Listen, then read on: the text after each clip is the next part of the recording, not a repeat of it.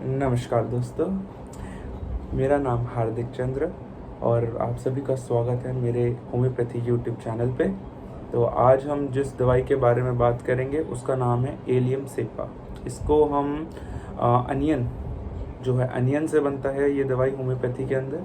तो मैं बताना चाहूँगा ये जो दवाई है हम कब देते हैं। ये दवाई जब हमारे नोज़ में से एक्रिड डिस्चार्ज होता है या फिर हमारे नोज़ के अंदर इन्फ्लामेशन हो जाती है, तब हम ये दवाई प्रेफर करते हैं देना।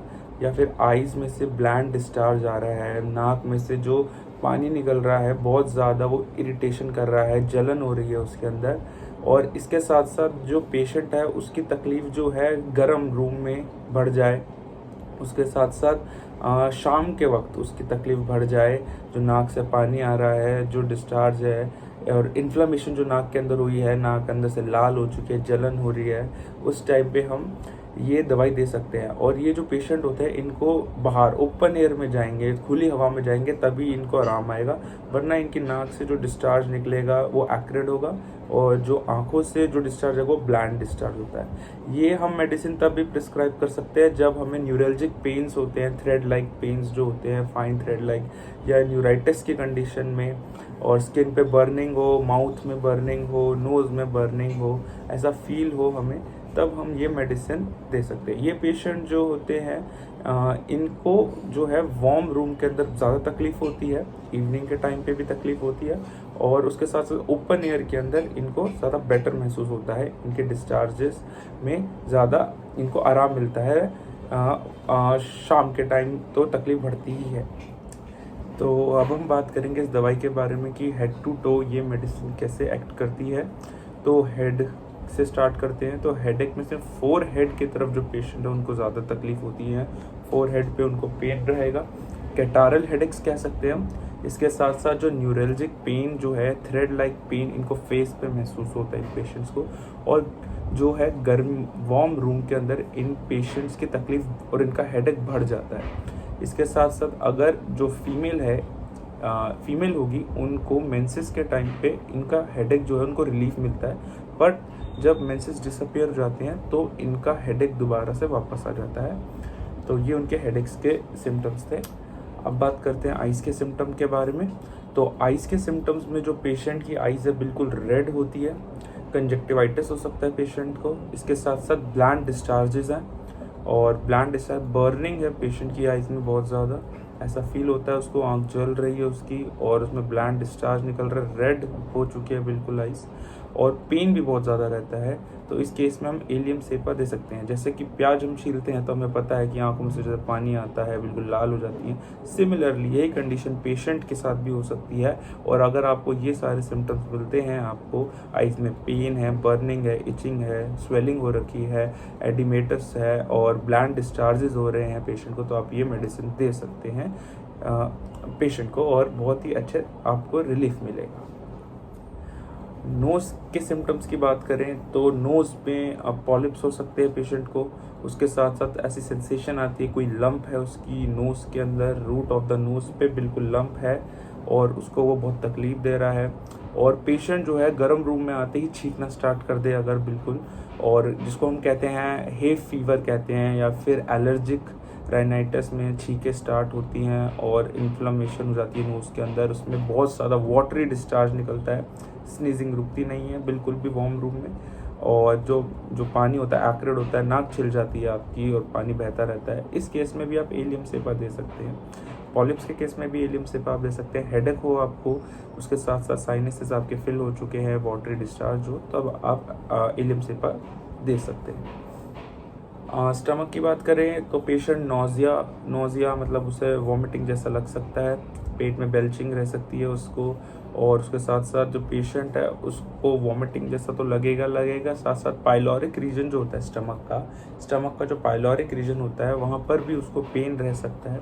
पर पेशेंट को भूख बहुत लगती है, पेशेंट जो है जिसको हम कह सकते हैं कैनाइन हंगर कहते हैं, पेशेंट बहुत ज़्यादा भूख लगती है उसको, उसके साथ पेट में दर्द भी उसको रहेगा। ये सिम्टम आपको मिलते हैं पेशेंट को तो एलियम सेपा आप दे सकते हैं। या फिर कोई और सिम्टम्स के साथ ये पेशेंट भी तकलीफ है पेशेंट को स्टमक में, तो आप ये मेडिसिन प्रिस्क्राइब कर सकते हैं।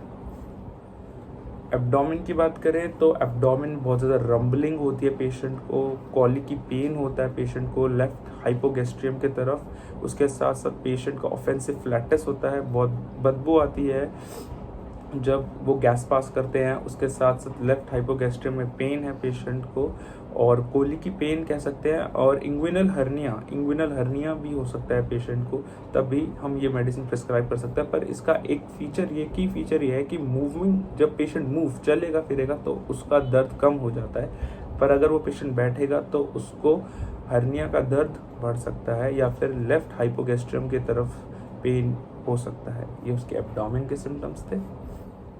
अगर हम यूरिन की बात करें तो इनका यूरिनरी ब्लैडर जो होता है उसकी पावर जो होती है वीक हो जाती है। यूरिन जो है, और जब कोराइजा होगा पेशेंट को तो जो यूरिन की फ्रीक्वेंसी है वो बढ़ जाएगी पेशेंट के अंदर, और रेड म्यूकस होता है इनके यूरिन के अंदर। उसके साथ साथ जो पेशेंट है उनका ब्लैडर वीक हो जाता है, और उनको ऐसा लगता है यूरिनेशन, बार बार यूरिन के लिए जाना पड़ता है, उनको प्रेशर फील होता है अपने ब्लैडर पे। तो ये